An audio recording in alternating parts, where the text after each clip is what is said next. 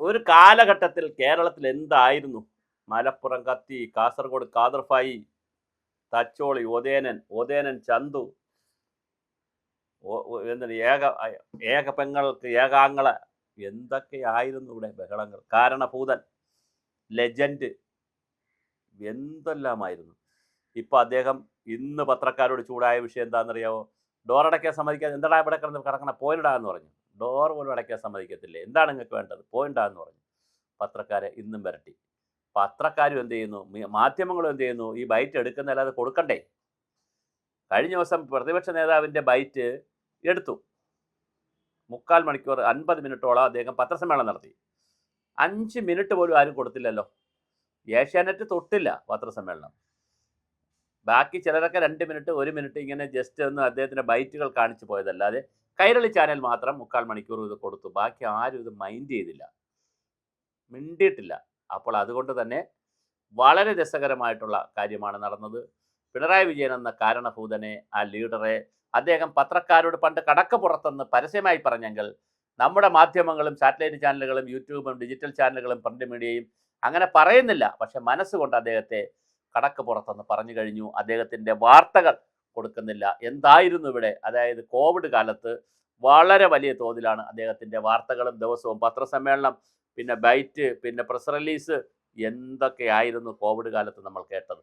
അത് കഴിഞ്ഞ് മുഖ്യമന്ത്രി ആയിരുന്നപ്പോഴും എവിടെ ചെന്നാലും ബൈറ്റ് കൊടുക്കുകയും വലിയ തോതിൽ നരേന്ദ്രമോദിയൊക്കെ ചാനലുകളെ കാണുന്നില്ല, പത്രങ്ങളെ കാണുന്നില്ല, മീഡിയ പേഴ്സണെ മാറ്റി നിർത്തിയിരിക്കുന്നു, മീഡിയ റിലേഷൻ ഇല്ലാത്ത ആളാണ് മോദി എന്നൊക്കെ പറഞ്ഞ് വലിയ മീഡിയ റിലേഷനും ഹൈപ്പും ഉണ്ടാക്കിയ ആളാണ് പിണറായി വിജയൻ.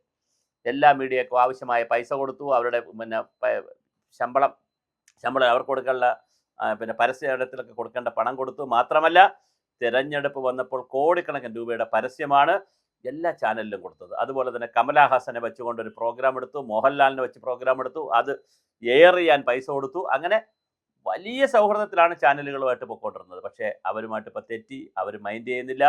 അവർ വി ഡി സതീശൻ്റെ പിറകെ നടക്കുകയാണ്, അതുപോലുള്ള കാര്യങ്ങൾ ചെയ്യുകയാണ്. വൻകിട പ്രോജക്റ്റുകളും വൻകിട പദ്ധതികളും അതുപോലെ കേരളത്തിൻ്റെ വികസന കാര്യങ്ങളുമായിട്ടൊക്കെ ചിന്തിച്ചുകൊണ്ടാണ് മാധ്യമങ്ങൾ നടക്കുന്നത്. പിണറായി വിജയനെ അവർ കട്ട് ചെയ്തിരിക്കുന്നു. അതിനേക്കാൾ വേഗത്തിൽ അവർ ഗോവിന്ദ മാഷിനെയും കട്ട് ചെയ്തിട്ടുണ്ട്. അപ്പോൾ CPM-ൻ്റെ ഗോവിന്ദ മാഷിനെ, പാർട്ടി സെക്രട്ടറി ഗോവിന്ദ മാഷിനെയും അതുപോലെ തന്നെ പിണറായി വിജയനെയും പറയാതെ പറഞ്ഞുകൊണ്ട് കട്ട് ചെയ്തിരിക്കുകയാണ് കേരളത്തിലെ മാധ്യമങ്ങൾ. ഒരു കാരണവശാലും അവരിപ്പോൾ വാർത്തകൾ കൊടുക്കുന്നില്ല, എന്നിട്ട് വിവാദങ്ങൾ ഉണ്ടാക്കുന്നു. പിണറായിയുടെ പിറകെ പോയി ബൈറ്റ് എടുക്കാൻ നടക്കുന്നു, പിണറായി ബൈറ്റും കൊടുക്കുന്നില്ല, ചൂടാവുന്നു. എന്തൊരു കഷ്ടമാണ്, എന്തൊരു ഗതികേടാണ്. പിണറായി തന്നെ പരാതി പറഞ്ഞിരിക്കുന്നു. ഞാൻ എന്തെങ്കിലും പറഞ്ഞാൽ പ്രതിപക്ഷ നേതാവ് നിങ്ങൾ കൊടുക്കുന്ന പോലും ഇല്ലല്ലോ എന്ന് ചോദിച്ചുകൊണ്ടുള്ള ഒരു രാഷ്ട്രീയമായ ഒരു വീഴ്ചയിലേക്കാണ് പൊയ്ക്കൊണ്ടിരിക്കുന്നത്. അതിനകത്ത് മോളെ കേസ്, വീട്ടിലെ കേസ്, അസുഖം, വേണ്ട ജഗപുകയാണ് അദ്ദേഹത്തെ സംബന്ധിച്ച്. ഇപ്പോൾ പ്രതിപക്ഷ നേതാവ് എന്ന നിലയിൽ അദ്ദേഹം ഒഴിയുകയും അദ്ദേഹം വിശ്രമ ജീവിതം നയിക്കുകയും ചെയ്യുകയാണ് ഏറ്റവും അഭികാമ്യമായിട്ടുള്ളത്. പക്ഷെ അങ്ങനെ പോയാലും ഒരുപാട് പ്രശ്നമുണ്ട്.